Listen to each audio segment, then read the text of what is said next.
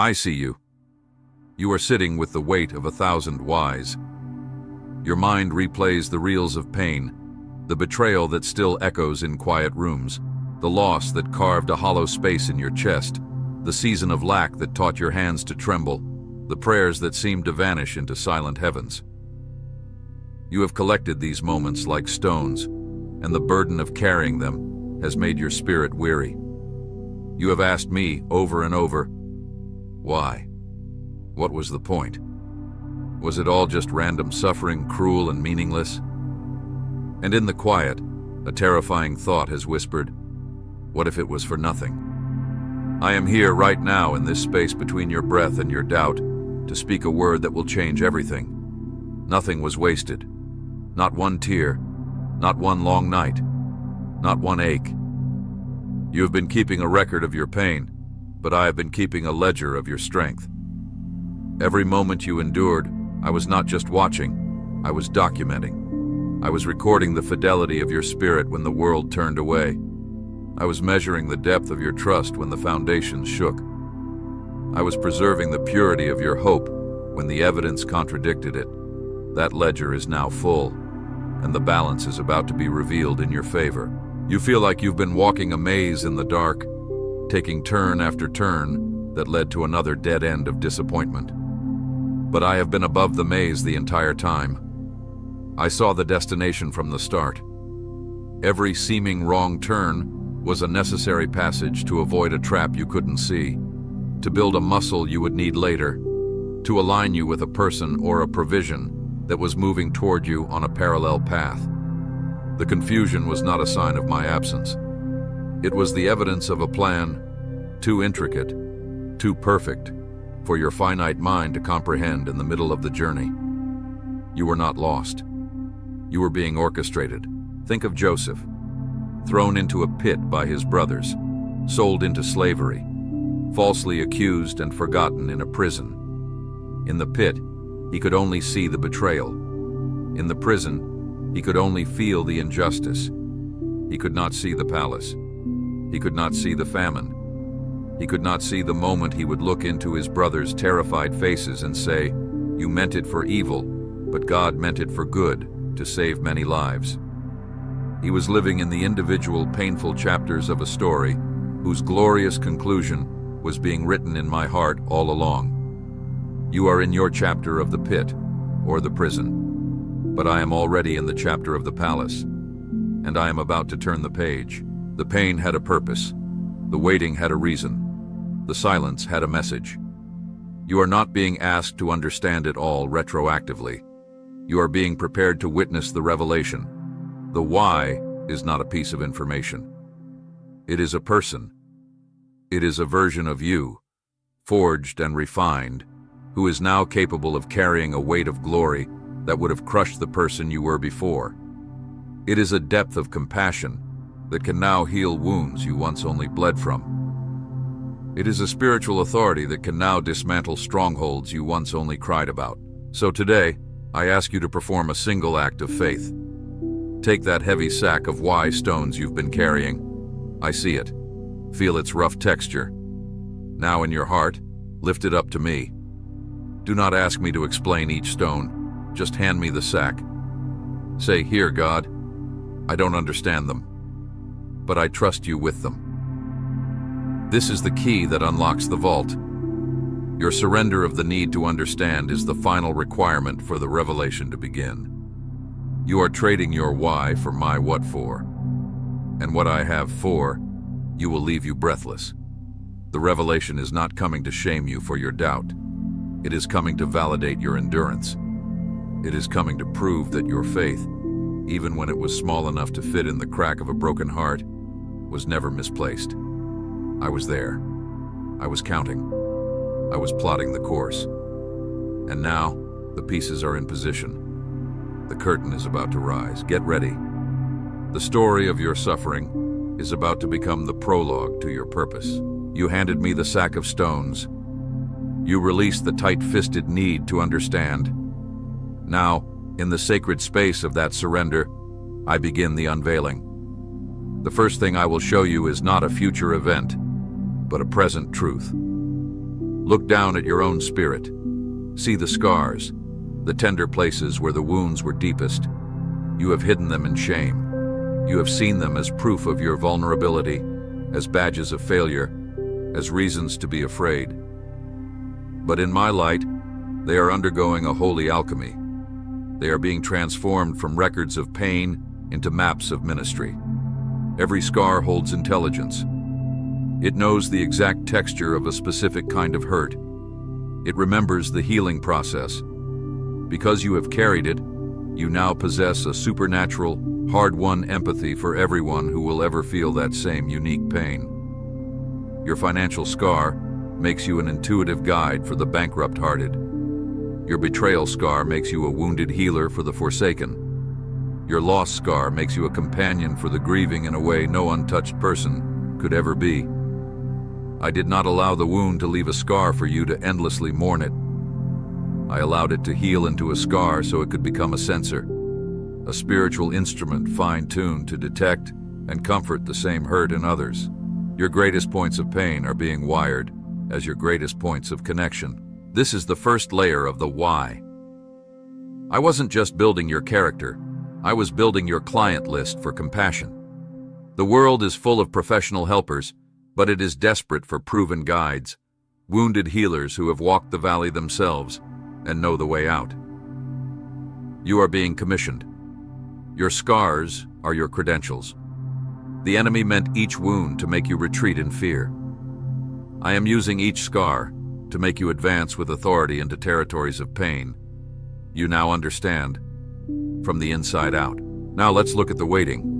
The agonizing, lonely, silent stretches of time where nothing seemed to happen. You called it delay. You called it abandonment.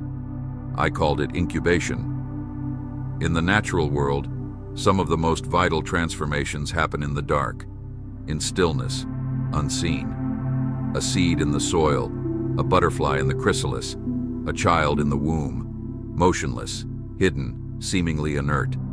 But inside, a furious, miraculous work of cellular reorganization is taking place. The form that enters the darkness is not the form that emerges. The waiting was not a pause in my plan. It was the very engine of it. I was restructuring your spiritual DNA. I was dissolving your dependence on visible outcomes and building in you a dependence on my invisible faithfulness. I was teaching your spirit to draw nourishment from my promises alone in the absence of any evidence. That kind of faith cannot be taught in the daylight. It is forged in the dark. Think of the Israelites by the Red Sea, trapped. Pharaoh's army behind them, an impassable body of water before them. In their eyes, it was a catastrophic dead end. In my eyes, it was the perfect stage. The dead end was the only place wide enough, dramatic enough, hopeless enough for me to reveal myself as the Waymaker. Your Red Sea moment, where every path forward seemed blocked, was not a mistake. It was a meticulously set stage. I needed you to reach the end of every human solution, so that when the way opened, there would be no doubt in your mind, or in the minds of those watching your life, about who made it. The blockade was part of the blueprint. The waiting was the setup for the wonder. So connect the dots. The scar gave you a map. The waiting gave you a faith that doesn't need a map. It trusts the map maker. Combined, you are becoming something formidable, a person who can walk into another's chaos, not with a pre-written script, but with a lived-in trust that the God who made a way for you in your impossible place will do it again for them. You are not just receiving an explanation. You are becoming an embodiment of the answer. The revelation is not a voice from the sky explaining the past. It is a new lens in your eyes, allowing you to see the past as foundation, not as ruin. It is the dawning realization that the very things you've been praying to be delivered from are the very things I have been preparing you to lead others to, through and into victory. Do you feel it? The slight shift? The heavy weight of why is beginning to lift. In its place, a new, lighter, more potent question is forming. Who can I now help with what I've learned? That question is the sound of your destiny clicking into gear. The ledger is opening. The first entries are becoming clear. Your pain had a destination all along. It was heading straight for a broken heart you haven't even met yet. Hold on. The revelation is just beginning to speak. The alchemy of your scars is underway. You are beginning to see the map etched upon your spirit. Now, I bring you to the threshold of the most breathtaking part of the revelation, the convergence. Up until now, the threads of your life have felt loose, tangled, separate. The thread of your career, frayed by setbacks. The thread of your relationships, strained by distance or betrayal. The thread of your health, your finances, your inner peace, all seeming to run on parallel, painful tracks that never meet. You've managed each struggle in its own isolated room, feeling fragmented, pulled in a dozen directions, never seeing a cohesive picture. But from my vantage point above time, I have been weaving, not just mending, but orchestrating. I am now pulling these separate, strained threads toward a single, magnificent point. This is the moment where the plot lines merge, where the pain of your past job loss intersects with the passion I placed in your heart as a child, where the loneliness of that season meets the divine connection I've been preparing on the other side of the world, where the financial pressure taught you a frugality and creativity that will now become the foundation for a legacy of generosity you couldn't have managed if wealth had come easily. The struggles were not random attacks on different fronts. They were strategic, individual trainings. For different muscles you will need to operate in unison for the single, weighty purpose I am about to place in your hands. You are about to experience what I call retroactive purpose. It is the sudden, stunning understanding of why each piece had to be what it was. It is looking at the bizarre, mismatched collection of tools in your spiritual toolbox. A wrench of grief, a hammer of rejection, a measuring tape of delay, a level of injustice, and suddenly seeing the blueprint for a shelter you are to build for others. A shelter that requires that specific wrench to tighten a bolt of comfort, that exact hammer to shape a beam of truth, that unique measuring tape to ensure the space is safe for others who are your size. No other set of tools would have been precisely right. Your suffering custom-made your equipment. Consider the life of Esther, an orphaned Jewish girl taken into a foreign king's palace. She could have seen her orphanhood as a tragedy, her displacement as an injustice, her life in the palace as a beautiful but purposeless detour. But when the crisis came, a decree to annihilate her people, her uncle Mordecai spoke the revelation of convergence. Who knows but that you have come to your royal position for such a time as this? Her past pain, her unusual position, her hidden identity, all of it converged on a single, history-altering moment of courage and advocacy. Her why was revealed not as a personal comfort, but as a national salvation. Your for such a time as this moment is on the horizon. The convergence is already happening in the unseen realm. I am aligning people who need your specific brand of hope. I am orchestrating circumstances that will require your specific brand of resilience. I am opening doors that only fit the unique shape of your story, a shape that was molded by pressure. When you walk through, you will not feel like an imposter. You will feel a deep, resonant fit, as if your entire life has been a key being cut, and you have finally found the lock it was always meant to open. This is why the enemy fought so hard to make you quit in the middle of the process. He wasn't just trying to steal your joy for a season. He was trying to sabotage the convergence. He was trying to get you to abandon one of the threads before it could be woven into the tapestry. If he could make you give up on the dream during the delay, you'd never reach the point where the delay became your message. If he could make you bitter from the betrayal, you'd never reach the point where that betrayal became the foundation for your ministry of reconciliation. Your endurance was the critical ingredient, and you endured. Now feel the gentle tug. It's the feeling of those loose threads beginning to draw together. A strange sense of synchronicity will start to appear. Memories of past hurts will surface, not with fresh pain, but with sudden clarity. Oh, that's why I learned that. You'll meet someone whose story mirrors a chapter of yours in a way that feels divinely arranged. You'll encounter a problem that, instead of daunting you, ignites a passionate, specific knowing of what to do. These are the early signs. The convergence has begun. You are not a collection of random tragedies. You are a symphony, and every movement of sorrow was necessary for the crescendo of purpose that is about to swell. The conductor's baton is raised. The disparate instruments of your life are about to play in perfect, purposeful harmony for the first time.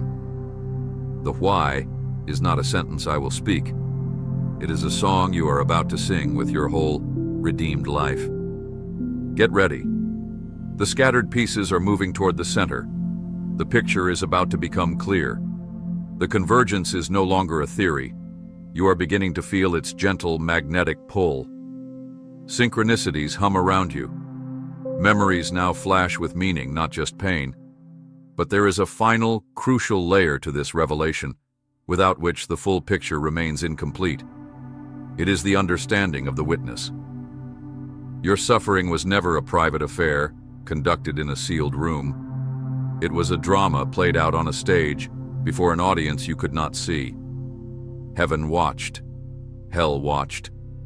And a future generation of strugglers, your spiritual descendants, were, in a mysterious way, watching too. Your endurance was not just for you. It was evidence. It was Exhibit A in a cosmic courtroom, proving the sufficiency of my grace. When the enemy stood to accuse you, to say, they will break. They will curse you. They will walk away.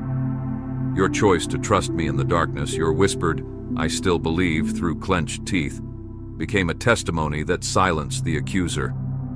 Every time you chose faith over fury, hope over bitterness, patience over panic, you were filing a legal deposition in the halls of eternity. You were building a case for my faithfulness that will be cited for ages to come. Your life is becoming precedent. Think of Job.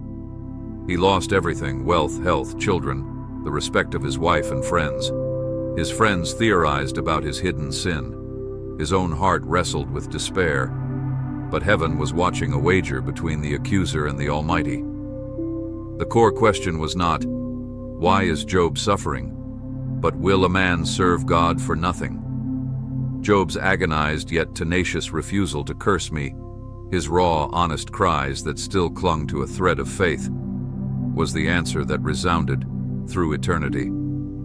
His restoration was not merely a personal reward. It was the public vindication of a faith that had been proven genuine under fire. Your story is a smaller, but no less significant version of that same celestial drama. You have been proving what grace can sustain. Now understand this. Your proven faith is about to become transferable. The spiritual authority you have earned in the hidden places, the authority to stand in peace when storms rage, to declare hope when facts are grim, to bless when cursed. That authority is now a tangible mantle you carry, and you will soon be called to places where that specific authority is the only thing that can break through. You will walk into a room thick with despair, and your very presence will shift the atmosphere, because you carry the settled assurance of one who has seen the other side of despair and found me there. You will speak a word to a situation that has resisted all other counsel, and it will land with weight and unlock doors, because it is a word forged in your own personal furnace. Your testimony is no longer just a story. It is a key. This is the ultimate why for the depth of what you faced. Shallow struggles produce shallow sympathies. But deep struggles, where you were brought to the very end of yourself and found me waiting there, produce a depth of spiritual authority that can plumb the depths of another's soul and pull them up. You had to go that low so you could learn the way back up. And now, you are a certified guide for the territories of darkness. The revelation, therefore, is not a passive event where I simply tell you reasons. It is an activation. It is the moment you realize your past is not a cave to hide in, but a command center. From this center, you will now operate. You will pray with new authority because you've seen answers born from long suffering. You will give with new generosity because you've experienced my provision in famine. You will love with a fearless vulnerability because you've survived the wounding and discovered that my love is the only thing that truly heals. You are about to meet the people your pain was for. They will recognize something in you, a light that was clearly kindled in darkness, a strength that was clearly tempered by fire. They will be drawn to you, not because you have a perfect life, but because you have a proven God. And you will look into their eyes, see the reflection of your own past anguish, and you will finally, completely understand. The why will be standing right in front of you, asking for a cup of water in the name of the one who refreshed you in your own desert. The ledger is not just being read to you, it is being placed in your hands. You are being entrusted with the sacred duty of stewardship over your own story. Your testimony is now kingdom property, to be invested, to bear interest, to fund the miracles of others. The stage is set. The audience of heaven leans forward. The witness is ready to take the stand. Your life is about to give evidence. The ledger is in your hands. The witness stands ready. The convergence has aligned every fractured piece into a single, gleaming point of purpose. Now, the revelation reaches its culmination. It is not an end, but a beginning. I am not simply showing you the why so you can close the book with a satisfied sigh. I am revealing it so I can commission you. The season of seeking understanding is over. The season of being the answer has begun. You have been looking for a finish line, a place where you could finally stop, rest, and say, "Ah, now I get it." But I do not build monuments to past pain. I launch movements from proven faith. The revelation was the ignition sequence. What comes next is liftoff. The why was the fuel. Your commissioned life is the rocket. From this day forward, you will no longer relate to your past as a patient relates to a disease, something to be analyzed, treated, and hopefully cured. You will relate to it as a warrior relates to their training scars, the honorable marks that prove you are ready for the mission. The memory of the fire will no longer burn you. It will warm you with a holy conviction that if I was with you there, I am with you anywhere. The echo of the loneliness will no longer haunt you. It will hollow you out into a vessel capable of holding the loneliness of others until I fill them. Your history is no longer your burden. It is your briefing. So hear your commission, my forged and faithful one. You are commissioned to go to the ones who are where you were. You will find them in hospital waiting rooms, in empty kitchens after everyone has gone to bed, in offices where they stare at screens with dead eyes, on social media feeds screaming with silent pain. You will recognize them by the look in their eyes, the look you once saw in the mirror. You will not need a script. You will only need to tell the truth. I was there. It was dark, I didn't understand. But God was faithful, and He will be for you too. Your words will carry a substance they can feel, because they are woven with the very threads of your survival. You are commissioned to redefine victory. The world celebrates the win that comes easily, the talent that emerges naturally. But you will celebrate the strength that was forged in weakness. You will honor the hope that was chosen in despair. You will amplify the stories of those who are still in the furnace, praising them for their endurance, because you know that the person being shaped in that fire is worth more than any trophy won in the sun. You will change the atmosphere around you from one of performative success to one of profound faithfulness. You are commissioned to administer the comfort you received.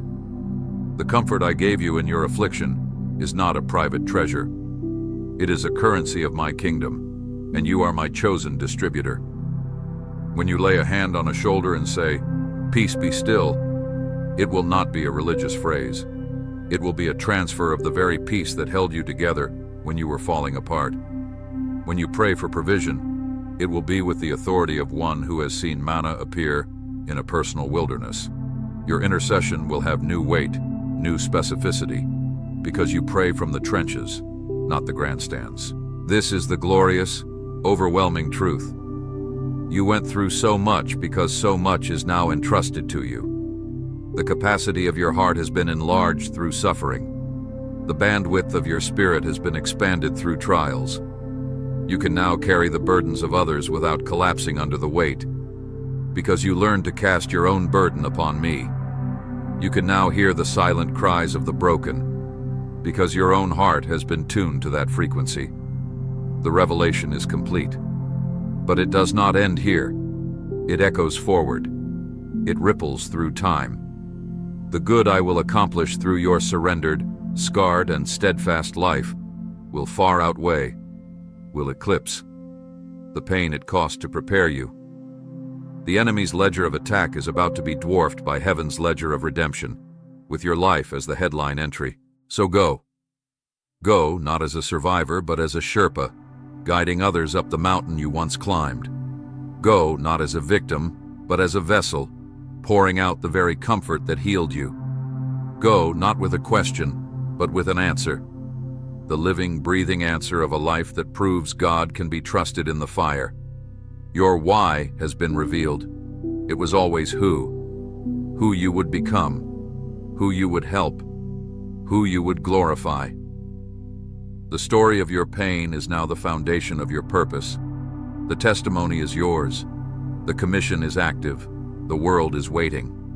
Now, step into your revealed reason. Amen.